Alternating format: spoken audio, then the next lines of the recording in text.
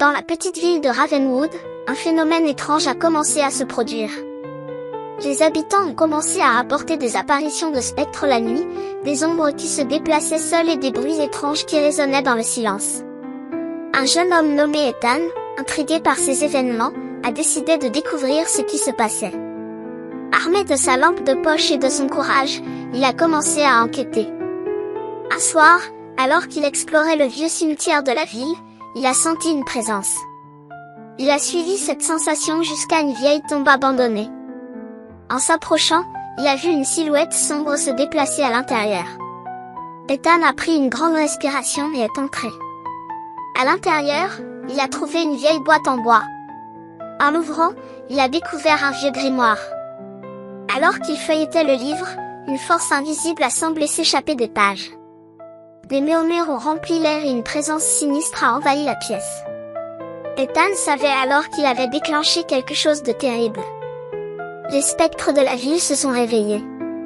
Ils ont commencé à hanter les rues de Ravenwood, transformant la petite ville tranquille en un lieu de terreur. Ethan a dû faire face à ses peurs et trouver un moyen de renvoyer les spectres dans l'au-delà.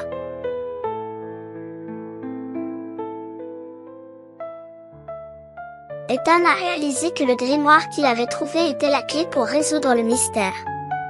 Il a passé des jours et des nuits à étudier le grimoire, essayant de comprendre les anciens sorts et incantations qu'il contenait.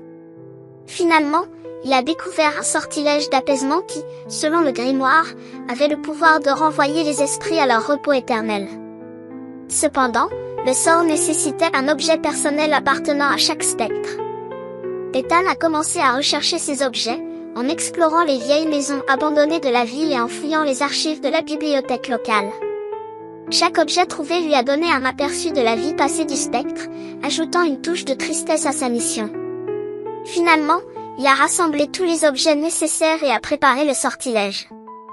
Dans le vieux cimetière, sous la lueur de la pleine lune, Ethan a prononcé l'incantation. Une lumière brillante a enveloppé le cimetière, et à un, les spectres ont commencé à disparaître.